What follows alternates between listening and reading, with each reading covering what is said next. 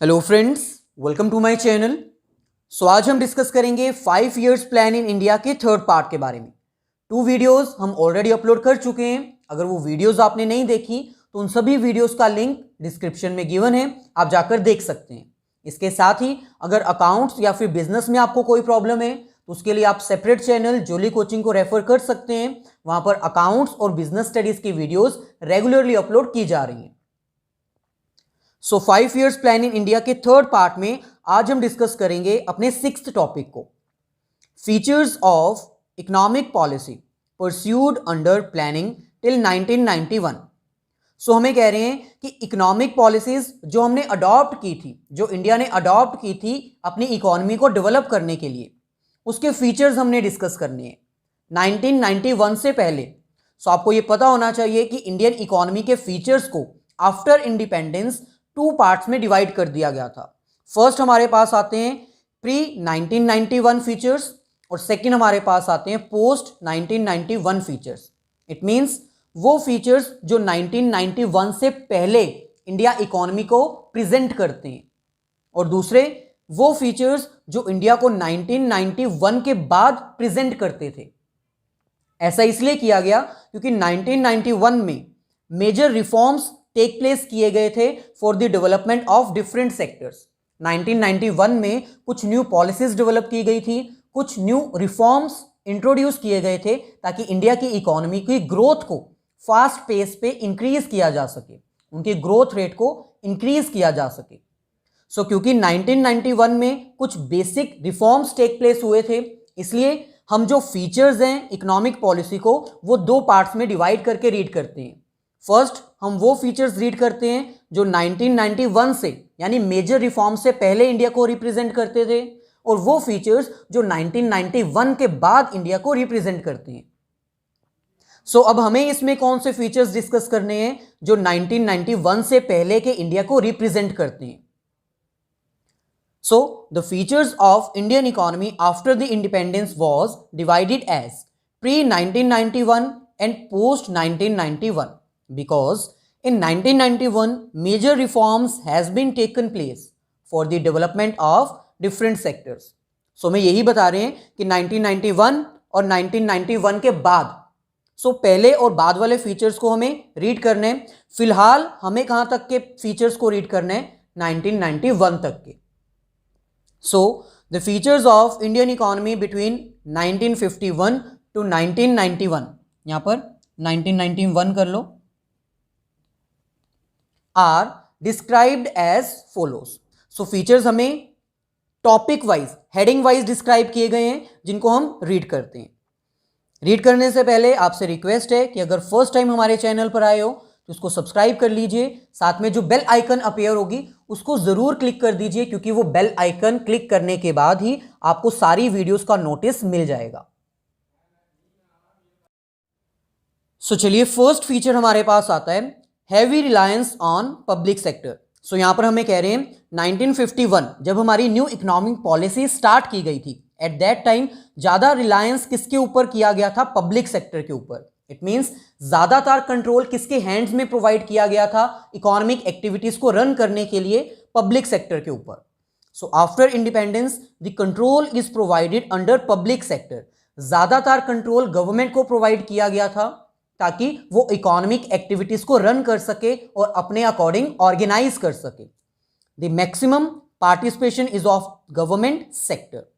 As many as 17 industries are reserve for public sector and only 12 for private sector. इसको briefing करने के लिए आपको ये क्लियरली मेंशन करना होगा कि पब्लिक सेक्टर के ऊपर रिलायंस की गई थी, और उसका रीजन क्या है, ताकि सोशल वेलफेयर और सोशल जस्टिस प्रोवाइड किया जा सके। क्योंकि अगर प्राइवेट सेक्टर के हैंड्स में इकोनॉमी प्रोवाइड कर दी जाती तो उनका मेन मोटिव क्या होता, प्रॉफिट अर्न करना।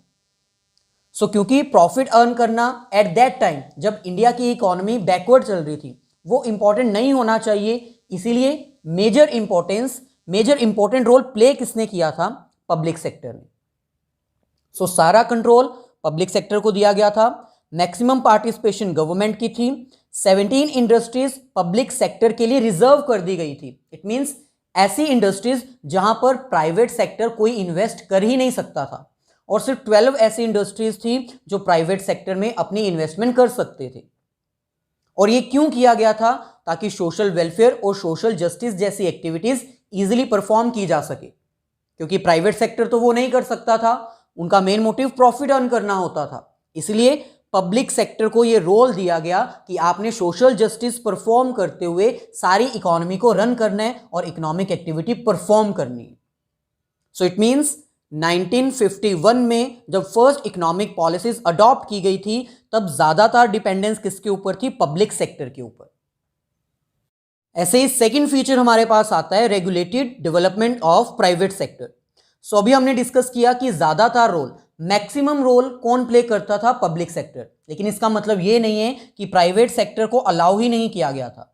प्राइवेट सेक्टर को भी अलाउ किया गया था, लेकिन विद सर्टेन रेगुलेशंस। उसके ऊपर कुछ रिस्ट्रिक्शंस अप्लाई की गई थी ताकि प्राइवेट सेक्टर अपनी इन्वेस्टमेंट इकोनॉमिक एक्टिविटीज में ज्यादा ना कर पाए और अपने बेनिफिट के लिए हमारे रिसोर्सेज यूज ना कर पाए, क्योंकि प्राइवेट सेक्टर का मेन मोटिव प्रॉफिट अर्न करना होता है, उसको सोशल जस्टिस कोई परफॉर्म नहीं करना। इसीलिए 1951 में जब फर्स्ट पॉलिसी अडॉप्ट की गई थी तो पब्लिक सेक्टर को ज्यादा रोल दिया गया था और प्राइवेट सेक्टर की डेवलपमेंट अलाउ की गई थी, लेकिन रेगुलेटेड थी। उनके ऊपर कुछ रिस्ट्रिक्शंस लगाई गई थी, जैसे कि लाइसेंसिंग सिस्टम अप्लाई किया गया था। इट मींस अगर आपको न्यू इंडस्ट्री स्टेब्लिश करनी है प्राइवेट सेक्टर में तो गवर्नमेंट से आपको लाइसेंस लेना पड़ेगा। इसके साथ साथ कुछ कोटा सिस्टम भी अप्लाई किया गया था। इट मींस अगर आप प्राइवेट सेक्टर में रहते हुए प्रोडक्शन करना चाहते हो तो जितना कोटा आपको प्रोवाइड किया गया था, जितनी आउटपुट डिसाइड की गई थी, उससे ज्यादा आप प्रोडक्शन नहीं कर सकते थे। सो डिफरेंट एक्ट्स इंप्लीमेंट किए गए थे 1951 के दौरान में, ताकि प्राइवेट सेक्टर ज्यादा डेवलप ना कर पाए और मेजर रोल किसका परफॉर्म हो? पब्लिक सेक्टर का, फॉर सोशल वेलफेयर। सो यहां पर हमें कह रहे हैं private sector was allowed to establish themselves but after getting certificate of registration as well as licence from government. So private sector को अलाउ किया गया था कि वो अपनी इंडस्ट्रीज इस्टेब्लिश कर सकते हैं, लेकिन उनको रजिस्ट्रेशन का सर्टिफिकेट लेना होता था, एज वेल एज उनको गवर्नमेंट से लाइसेंस भी एक्वायर करना होता था। सो ओवरऑल हम ये कह सकते हैं there is restriction on the expansion of private sector. Private sector को अगर एक्सपेंड करना था, अपना बिजनेस इंक्रीज करना था, तो उनके ऊपर रिस्ट्रिक्शंस अप्लाई की जाती थी। रीजन क्या था? Government does not want to give concentration of economic power in private hands. Government क्यों प्राइवेट सेक्टर को कंट्रोल कर रही थी, क्यों रेगुलेट कर रही थी? वो इसलिए कर रही थी ताकि कंसंट्रेशन ना हो जाए, सारी पावर जो है इकोनॉमी को रन करने की वो प्राइवेट हैंड्स में ना चली जाए। थर्ड हमारे पास आता है protection of small scale industries and regulation of large scale industries. Simple है, फीचर की हेडिंग से ही क्लियर है। गवर्नमेंट ने क्या किया था? जो स्मॉल स्केल इंडस्ट्रीज है उनको प्रोटेक्शन कर रही थी। इट मींस उनको बड़ी कंपटीशन से, बड़ी बड़ी इंडस्ट्रीज के कंपटीशन से बचा रही थी, और दूसरी तरफ जो लार्ज स्केल इंडस्ट्रीज थी उनको रेगुलेट कर रही थी, उनके ऊपर रिस्ट्रिक्शंस लगा रही थी ताकि वो जो स्मॉल स्केल इंडस्ट्रीज हैं उनको तबाह ना कर दें, डिस्ट्रॉय ना कर दें। सो यहां पर हमें कह रहे हैं गवर्नमेंट ने प्रायोरिटी प्रोवाइड की थी किसको? स्मॉल स्केल इंडस्ट्रीज को। Priority has been given to the development of small scale industries. जो स्मॉल स्केल इंडस्ट्रीज थी, कॉटेज इंडस्ट्री, हैंडीक्राफ्ट्स इंडस्ट्री, उनको ज्यादा प्रेफरेंस दी गई थी ताकि उनकी डेवलपमेंट की जा सके। They have been protected from competition from large scale industries by allowing various subsidies. उनको वेरियस सब्सिडीज प्रोवाइड की जाती थी ताकि उनको एक तरह से प्रोटेक्शन प्रोवाइड की जा सके। सो जो लार्ज स्केल इंडस्ट्रीज होती थी उनके ऊपर टैक्सेस अप्लाई किए जाते थे, जो टैक्सेस से गवर्नमेंट को इनकम रिसीव होती थी उनको यूज किया जाता था स्मॉल स्केल इंडस्ट्रीज को एक तरह से बेनिफिट देने के लिए, टैक्स हॉलीडेज देने के लिए, या फिर कह सकते हैं सब्सिडीज देने के लिए। Certain areas were reserve for small industries, और कुछ इंडस्ट्रीज ऐसी थी, कुछ एरियाज ऐसे थे जहां पर ये रिस्ट्रिक्शन लगा दी गई थी कि लार्ज ऑर्गेनाइजेशन इन इंडस्ट्रीज को इस्टेब्लिश ही नहीं कर सकती, और रिजर्व कर दिया गया था उनको सिर्फ और सिर्फ स्मॉल स्केल इंडस्ट्रीज के लिए। फॉर एग्जाम्पल, अगर आप टी शर्ट्स मैन्युफैक्चर करना चाहते हो, एज ए एग्जाम्पल सपोज मैं कह रहा हूं, मतलब ऐसा नहीं हुआ था, आप एज ए एग्जाम्पल समझ लीजिए कि गवर्नमेंट ने रिस्ट्रिक्शन लगा दी कि जो लार्ज स्केल इंडस्ट्रीज हैं वो क्लोथ्स के लिए शर्ट्स मैन्युफैक्चर नहीं करेंगी क्लोथ्स की हेल्प से। और ये एरिया किसको प्रोवाइड कर दिया गया? स्मॉल स्केल इंडस्ट्रीज को, ताकि उनको कंपटीशन ना मिले लार्ज स्केल इंडस्ट्रीज से। सो ओवरऑल अगर कहा जाए, प्रायोरिटी प्रोवाइड की गई थी स्मॉल स्केल इंडस्ट्रीज को ताकि कंपटीशन से भी बचाया जा सके और उनकी कुछ डेवलपमेंट की जा सके। उनको सब्सिडीज दी जाती थी और उनके लिए कोई एक एरिया रिजर्व कर दिया गया था कि इस तरह की प्रोडक्शन इंडिया में और कोई लार्ज स्केल इंडस्ट्री नहीं कर पाएगी। रीजन क्या था? Small scale industries are providing maximum employment opportunities. जो स्मॉल स्केल इंडस्ट्रीज होती थी उसमें लेबर ज्यादा यूज की जाती थी क्योंकि उनमें मशीन्स यूज नहीं हो सकती थी। It means small scale industries employment opportunities ज्यादा प्रोवाइड करती थी, इसीलिए स्मॉल स्केल इंडस्ट्रीज को डेवलप किया गया, उनको प्रायोरिटी प्रोवाइड की गई। सो नेक्स्ट फोर्थ फीचर हमारे पास आता है development of heavy industry of strategic significance. So 1951 में जब फर्स्ट पॉलिसी अडॉप्ट की गई थी इंडिया की इकोनॉमी को ग्रो करने के लिए, एट दैट टाइम गवर्नमेंट ने ज्यादा इंपॉर्टेंस किसको दी थी? हैवी इंडस्ट्रीज को डेवलप करने के लिए, क्योंकि वो इंडस्ट्रीज फर्दर इंडस्ट्री को इस्टेब्लिश करने में हेल्प करती हैं। सो इनमें कौन सी इंडस्ट्रीज आती थी? वो इंडस्ट्रीज जो इलेक्ट्रिसिटी जनरेट करती हैं, इट मीन्स पावर। वो इंडस्ट्रीज जो इंजीनियरिंग गुड्स मैन्युफैक्चर करती हैं जैसे मशीन्स, और वो इंडस्ट्रीज जो आयरन और स्टील के प्रोडक्ट्स में डील करती हैं। सो इन सभी इंडस्ट्रीज को इंपॉर्टेंस इसलिए दी गई थी क्योंकि ये बेसिक रॉ मटेरियल प्रोवाइड करती हैं इंडस्ट्री को रन करने के लिए। जैसे फॉर एग्जांपल इलेक्ट्रिसिटी जनरेशन से पावर जनरेट होती है और पावर हर फैक्टर में यूज की जाती है प्रोडक्शन करने के लिए। बिना पावर के हम प्रोडक्शन नहीं कर सकते। सो इसलिए ये कुछ हैवी इंडस्ट्रीज हैं जिनको ज्यादा इंपॉर्टेंस प्रोवाइड की गई थी। रीजन क्या था? Provide raw material for almost all heavy industries in India. क्योंकि ये रॉ मटेरियल्स प्रोवाइड करती थी हैवी इंडस्ट्रीज के लिए, इसलिए इनको ज्यादा इंपॉर्टेंस प्रोवाइड की गई थी। फिफ्थ हमारे पास आते हैं focus on savings and investment. It means after independence जब फर्स्ट पॉलिसी अडॉप्ट की गई थी तो गवर्नमेंट ने इकोनॉमी में सेविंग्स और इन्वेस्टमेंट्स को इंक्रीज करने के लिए ज़्यादा मोटिवेट किया था हमारे जो इंडिविजुअल्स हैं उनको। सेविंग्स और इन्वेस्टमेंट के लिए कैसे मोटिवेट किया था? By increasing the interest rate. जो पर्सन बैंक में अपनी सेविंग्स करेगा उनको हाई रेट ऑफ इंटरेस्ट दिया जाएगा, जो पर्सन इन्वेस्ट करेगा उनको रेट ऑफ रिटर्न ज़्यादा मिलेगा। सो उनको ये मोटिवेट किया गया था कि सेविंग्स और इन्वेस्टमेंट की जाए। और सेविंग्स और इन्वेस्टमेंट क्यों की जाए? क्योंकि ये हेल्प करती हैं इकोनॉमिक ग्रोथ के लिए। सो यहां पर हमें कह रहे हैं importance was given to generate high amount of savings as well as investment. Savings और इन्वेस्टमेंट दोनों ही लीड करती हैं इकोनॉमिक ग्रोथ को। कैसे? अगर आप अमाउंट सेव करते हो बैंक में तो बैंक आगे उस अमाउंट को लेंड कर देता है बिजनेस को, और बिजनेस उसकी हेल्प से न्यू बिजनेस इस्टेब्लिश करता है, जिसकी वजह से मार्केट में कैश का फ्लो इंक्रीज होता है, न्यू एम्प्लॉयमेंट अपॉर्चुनिटीज क्रिएट होती हैं। ऐसे ही अगर कोई पर्सन इन्वेस्ट करता है कोई अमाउंट तो उससे भी बिजनेस अपनी इन्वेस्टमेंट करने के बाद एम्प्लॉयमेंट अपॉर्चुनिटीज क्रिएट करता है, मार्केट में कैश का फ्लो इंक्रीज हो जाता है, जिसकी वजह से इकोनॉमी इंक्रीज होती है, पर कैपिटा इनकम इंक्रीज होती है। सो ओवरऑल अगर कहा जाए सेविंग्स और इन्वेस्टमेंट इंक्रीज करने के लिए कहा गया ताकि इकोनॉमिक ग्रोथ की जा सके। सिक्स्थ पॉइंट हमारे पास आता है प्रोटेक्शन फ्रॉम फॉरेन कंपटीशन। अब Indian economy on the eve of independence में हमने ये रीड किया था कि इंडियन प्रोडक्ट्स जो थे वो ब्रिटिश प्रोडक्ट्स के सामने नहीं टिक पाते थे। क्यों? क्योंकि इंडियन प्रोडक्ट्स हैंडमेड होते थे, दूसरी तरफ जो फॉरेन प्रोडक्ट्स होते थे वो मशीन मेड होते थे, क्वालिटी वाइज हाई होते थे लेकिन प्राइस वाइज लो होते थे। सो फॉरेन से कंपटीशन को डिक्रीज करने के लिए गवर्नमेंट ने फॉरेन ब्रांड्स को इंडिया में इंपोर्ट और एक्सपोर्ट करने पे रिस्ट्रिक्शन लगा दी। गवर्नमेंट ने क्या किया? Import duty has been increased. जो पर्सन फॉरेन से अपने कोई प्रोडक्ट्स इंपोर्ट करेगा उसके ऊपर उसको ड्यूटी पे करनी पड़ेगी, यानी टैक्स पे करना पड़ेगा, और वो इंक्रीज कर दिया था जिसकी वजह से फॉरेन प्रोडक्ट्स एक्सपेंसिव हो चुके थे। Next, restricted the quantity of import.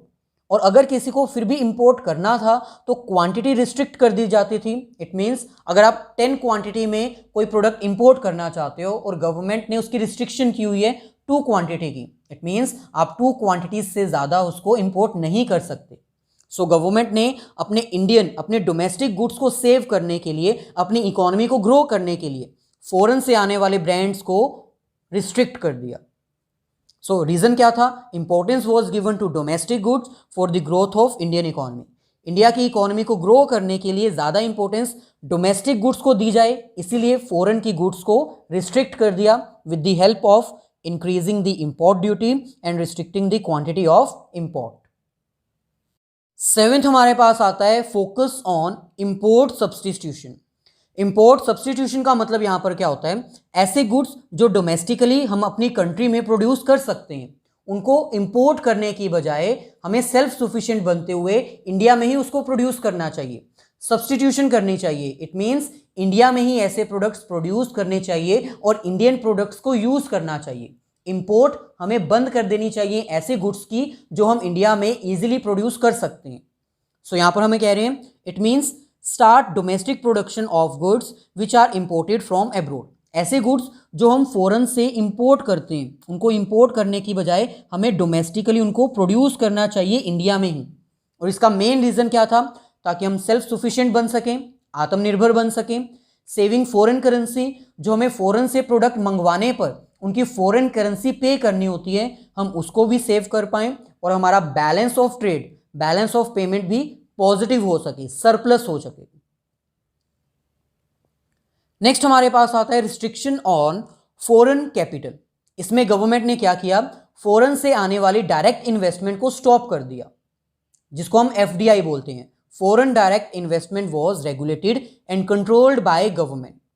It means अगर फॉरेन से कोई पर्सन डायरेक्टली इन्वेस्टमेंट करना चाहता है, अपना पर्सनल खुद का बिजनेस इंडिया में इस्टेब्लिश करना चाहता है, तो उसको रिस्ट्रिक्ट कर दिया गया था ताकि फॉरेन कंट्रीज का जो कंट्रोल है वो इंडिया के ऊपर ना आ सके। Loans from abroad are used as a source of finance. लेकिन अगर आपने फॉरेन से कोई लोन अमाउंट रेज करनी है तो उसको आप रेज कर सकते हो। इट मीन्स अगर किसी फॉरेन इंडिविजुअल ने, फॉरेन पर्सन ने इंडिया में डायरेक्ट इन्वेस्टमेंट करनी है तो उसको अलाउ नहीं किया गया था, उसको रिस्ट्रिक्ट कर दिया गया था। लेकिन अगर आपको अपना बिजनेस ग्रो करने के लिए इंडिया में, इंडिया के पर्सन को अपना बिजनेस ग्रो करना है, तो इन दैट केस वो लोन जहाँ से मर्जी ले सकता है, चाहे वो डोमेस्टिक बैंक से ले ले, चाहे वो फॉरेन के किसी भी बैंक से ले ले। So it means direct investment को स्टॉप कर दिया गया, जबकि लोन अगर आपने फॉरेन से, अब्रॉड से रेज करना है तो वो आप कर सकते हो। रीजन क्या था? Reducing the control of foreign investors in Indian economy.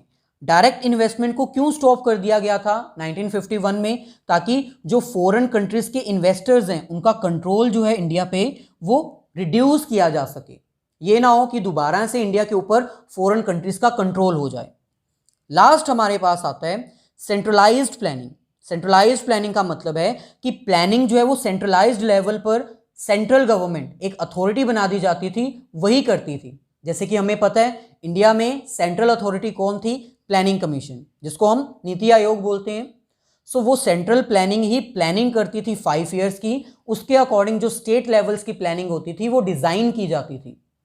So the 5 years plan were developed eight central level. Central authority जो होती थी वो सेंट्रल लेवल पर अपने प्लान्स डिसाइड करती थी। According to that plans state level plans are also developed. उसके according जो स्टेट्स होती थी वो अपने प्लान्स डेवलप करती थी। और इसका रीज़न क्या था? Similarity in plans, goals, targets and direction. Central planning क्यों की जाती थी? सेंट्रल अथॉरिटी ही प्लानिंग क्यों करती थी? ताकि सेंट्रल लेवल और स्टेट लेवल पर एक कोऑर्डिनेशन बनी रहे। जो प्लान्स हमने सेंट्रल लेवल पर डिस्कस किए हैं वही प्लान्स स्टेट लेवल पर भी डिस्कस किए जाएं, उनको ही अचीव किया जाए। So similarity in plans, goals, targets and direction. So ये थी हमारी आज की वीडियो। आई होप 1951 से लेकर 1991 तक की हमारी इकोनॉमी कैसे थी, उसके फीचर्स कैसे थे, आपको अंडरस्टैंड हो गए होंगे। अगर वीडियो अच्छी लगी तो इस वीडियो को अपने सभी फ्रेंड्स के साथ शेयर कर दीजिए। अगर कोई क्वेश्चन है तो कमेंट करके पूछ सकती हैं। वीडियो को लाइक करना ना भूलें।